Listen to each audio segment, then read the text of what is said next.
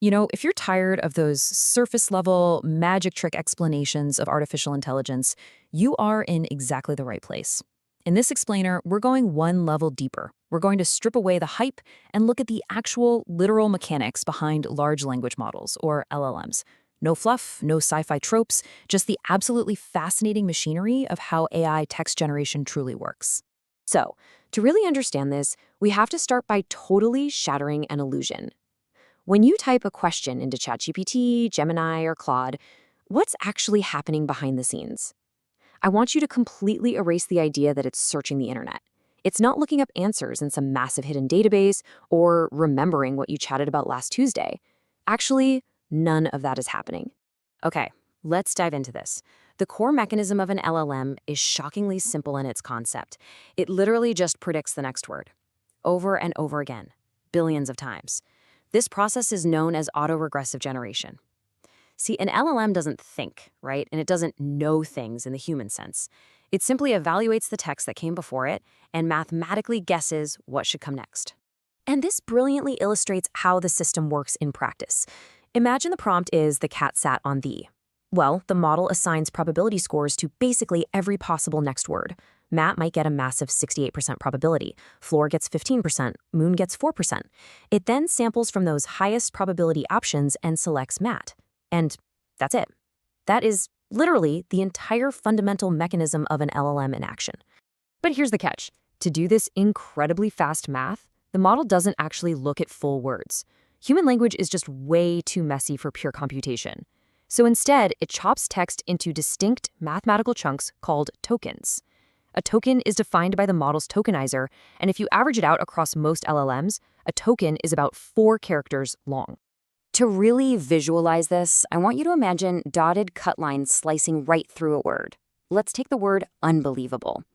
The tokenizer doesn't see one big, long word. It actually slices it into 3 distinct pieces: un, believe, and able. By breaking language down into these standardized little chunks, the model can start processing our messy, complicated human language as pure, predictable data. Now, once they're sliced up, these tokens need to be translated into a language the computer actually understands, which is math. And this is where something called embeddings comes in. Every single token is converted into a vector of numbers, typically spanning hundreds or even thousands of dimensions. This vector represents the token's meaning mathematically. And the truly beautiful part here, similar concepts end up sharing similar numerical values. You're literally turning human meaning into geometry. Let's move forward and see how this builds, because all of these mathematical tokens eventually make up the brain of the operation. Back in 2017, researchers at Google published a landmark paper called "Attention is All You Need." This paper introduced the transformer architecture, and honestly, it was a real game changer. It's the foundational neural network structure that makes modern LLMs possible, totally revolutionizing how AI processes these tokens. Now, what's really interesting about this is the key innovation of the transformer, which is called self-attention. When predicting a new word, the model doesn't just look at the word right before it. Imagine thick, curved arrows connecting the word Matt all the way back to cat and sat. The model is weighing exactly how relevant every previous token in a sequence is to its current position, which lets it create a highly educated prediction. Inside this transformer architecture, the model uses multiple attention heads in parallel.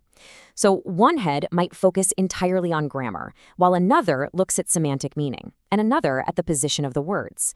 And because transformers process all tokens simultaneously, they don't read sequentially left to right like you or I do. They add something called positional encoding.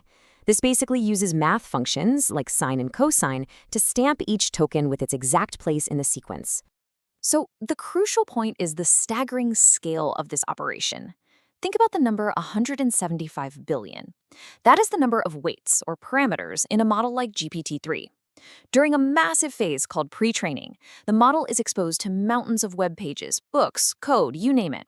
All of the statistical relationships between tokens across billions of examples are compressed down into these 175 billion parameters. That right there is where its knowledge lives. So how do we actually get a usable chatbot out of all that math? Well, it takes 3 massive scaling steps. Step 1 is pre-training, where it just learns to predict the next token, compressing all that knowledge we just talked about. Step 2 is fine-tuning, where it's fed curated examples so it learns to actually follow instructions rather than just endlessly rambling. And finally, step 3 is RLHF, which stands for Reinforcement Learning from Human Feedback. This is where human raters score the outputs, training the model to produce those highly refined, helpful responses we've all come to expect. Another number that really highlights this crazy scale is 128,000. This is the context window for GPT-4 Turbo. The context window is simply the maximum number of tokens the model can see or keep in its working memory at one time when generating a response. To put it into perspective, 128,000 tokens is roughly equivalent to a 300-page book. But if something falls outside that window, it is completely invisible to the model. Which is exactly why in really long conversations, your AI assistant might suddenly seem to forget what you said an hour ago. And this brings us to a really critical distinction that is so important to understand. A search engine retrieves exact matches from existing documents. An LLM, on the other hand, generates entirely new text based on learned patterns. When you ask it a question about Paris, it isn't retrieving a specific article. It's activating weights that statistically associate Paris with France, Eiffel Tower, and Capitol. It's generating from scratch, not retrieving. And because it's generating based on statistics rather than fact-checking against a database, we get hallucinations. I mean, imagine the model inventing a completely fake citation with total absolute confidence. It happens because a name like John Smith 2022 might mathematically be the most plausible string of tokens to appear in that specific academic context, even if John Smith literally never wrote that paper. The model has absolutely no internal fact-checker to verify the truth. Now, developers actually have a dial to control this generation process, and it's called temperature. A low temperature, closer to 0, means the model almost always picks the absolute highest probability token. It's super safe and predictable, but it can get pretty repetitive.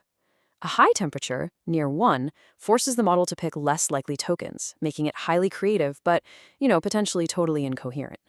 For most chatbots you use every day, this dial is usually set right around 0.7 to find that perfect balance between logic and flair.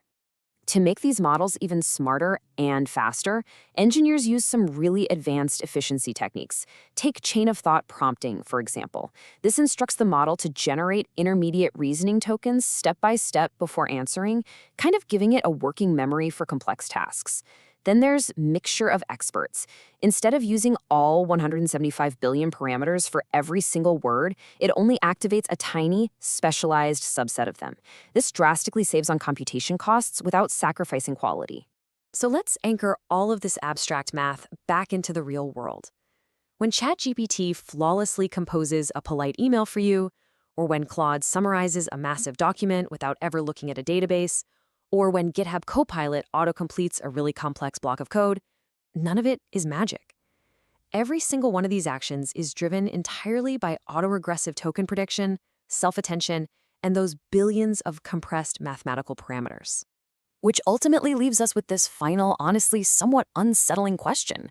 If an AI can draft legal briefs, write flawless code, and summarize books, and we know for a fact it is doing nothing more than predicting the next token based on geometry and statistics, does the distinction between mathematical prediction and actual human reasoning even matter anymore?